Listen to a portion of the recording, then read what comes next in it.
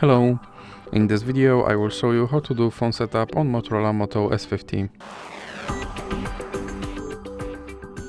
So you have to start by selecting your language and then click Start. And here you can set up using another device, or you can click Skip. Now you can connect to Wi-Fi, or you can click Skip again. And here you can insert your SIM card, or you can click Setup Offline and then click Continue. Now you have to accept your privacy settings, and here you can set date and time, and then click Next.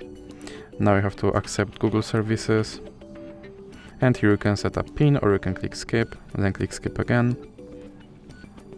Now you can allow for notifications, or you can click Not Now and click Not Now again, and here click Not Now again. And now you can choose navigation style and then click Next. And here you can choose your between light and dark mode. Then click Next, and now click Finish. Now click on Go to my home screen, and now your setup is done. So that's it for this video. If you liked it, please remember to leave like and subscribe.